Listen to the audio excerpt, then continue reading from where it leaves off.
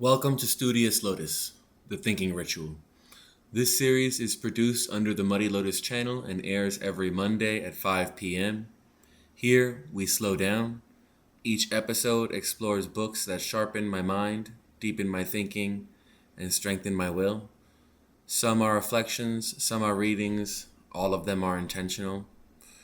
For every book, I create original works of art that accompany the chapters, visual interpretations designed to move with the ideas rather than simply decorate them.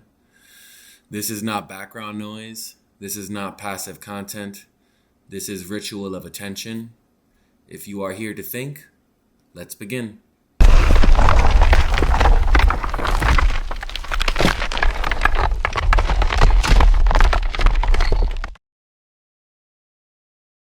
As a Man or Woman Thinketh, by James Allen.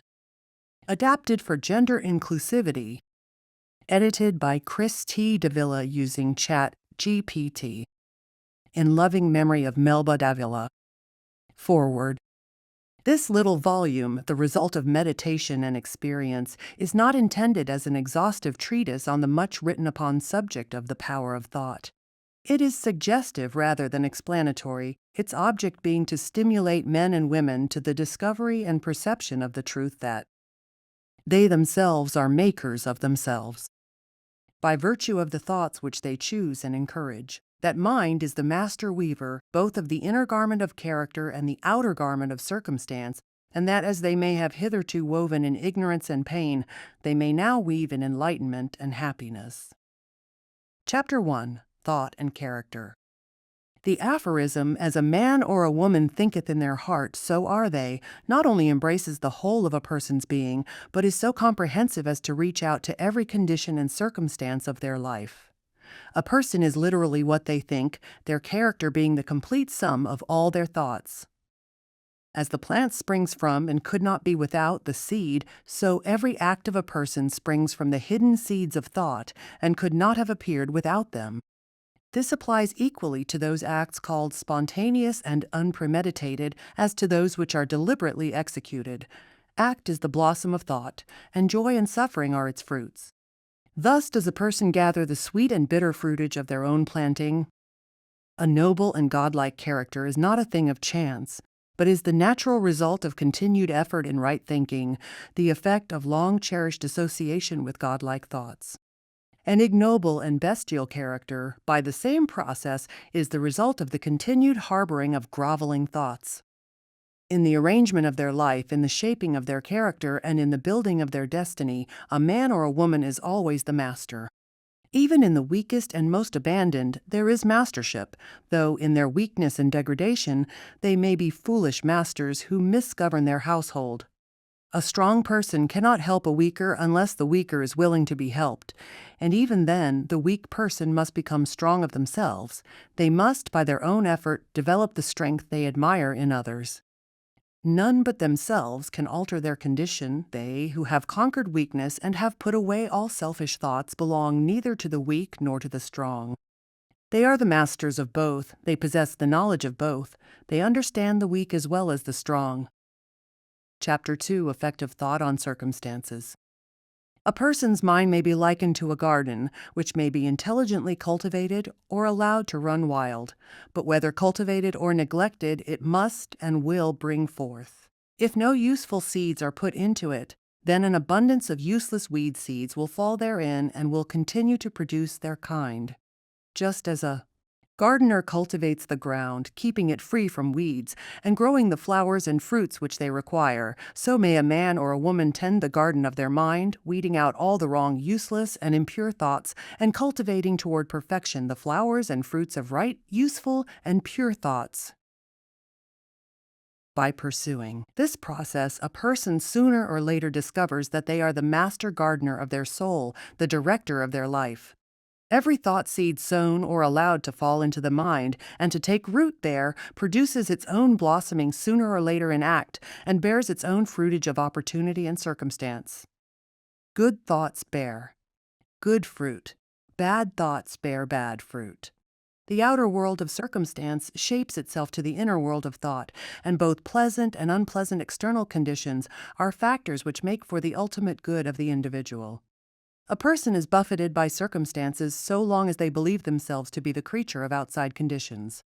But when they realize that they are a creative power and that they may command the hidden soil and seeds of their being out of which circumstances grow, they then become the rightful master of themselves. Every person is where they are by the law of their being.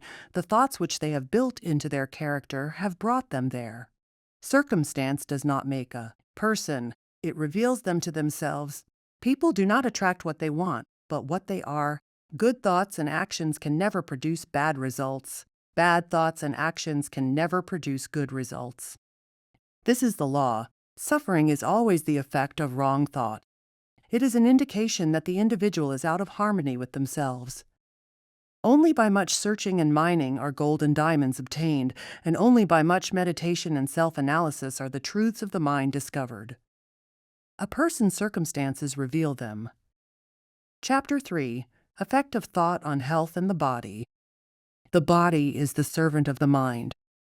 It obeys the operations of the mind, whether they be deliberately chosen or automatically expressed. At the bidding of unlawful thoughts, the body sinks rapidly into disease, and at the command of glad and beautiful thoughts, it becomes clothed with youthfulness and beauty. Change of diet will not help a person who does not change their thoughts. When a person makes their thoughts pure, they no longer desire impure food. If you would protect your body, guard your mind. If you would renew your body, beautify your mind. A sour, bitter, and disturbed mind will manifest in an unhealthy state of the body. Strong, pure, and happy thoughts build up the body in vigor and grace. The body is a delicate and plastic instrument responsive to the thoughts by which it is impressed. Where the mind goes, the body follows. Chapter 4. Thought and Purpose. Until thought is linked with purpose, there is no intelligent accomplishment. They who have no central purpose in their life fall easy prey to petty worries, fears, troubles, and self-pity, all of which are indicators of weakness. To put away weakness and to begin to think with purpose is to enter the ranks of the strong who recognize failure only as one of the pathways to attainment. A person should conceive of a legitimate purpose in their heart and set out to accomplish it. They should make this purpose their supreme duty and devote themselves to its attainment, not allowing thoughts to wander. Even if they fail again and again, they will at last rise victorious and strong. Chapter 5. The Thought Factor in Achievement. All that a person achieves or fails to achieve is the direct result of their own thoughts. A person's weakness and strength, purity and impurity, are their own and not another's.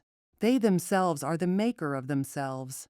Even at birth, the soul comes to its own, attracted by the thoughts which it has built. A person is where they are that they may learn, that they may grow.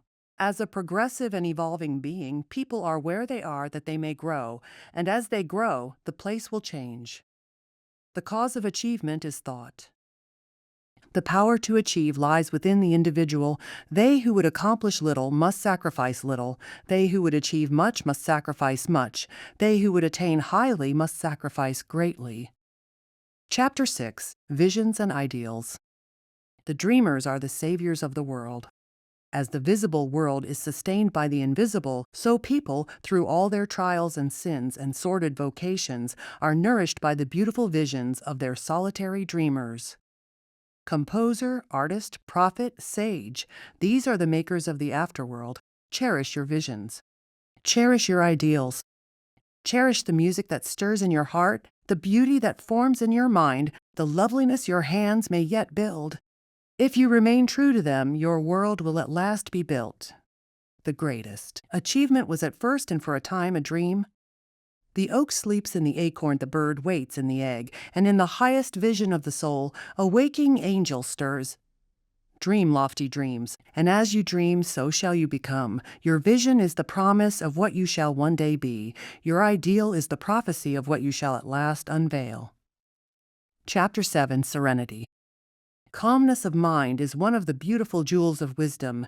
It is the result of long and patient effort in self-control.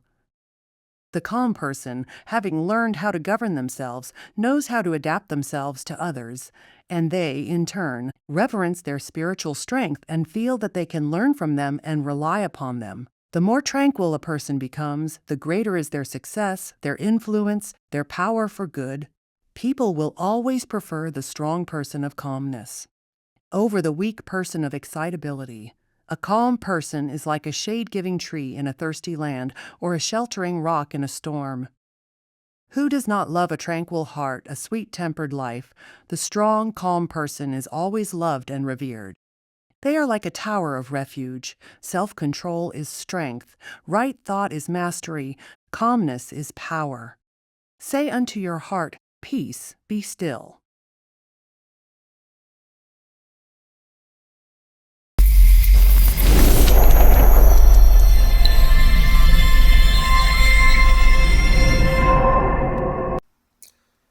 This has been Studious Lotus, the Thinking Ritual, produced under Muddy Lotus Designs. New episodes published every Monday at 5 p.m.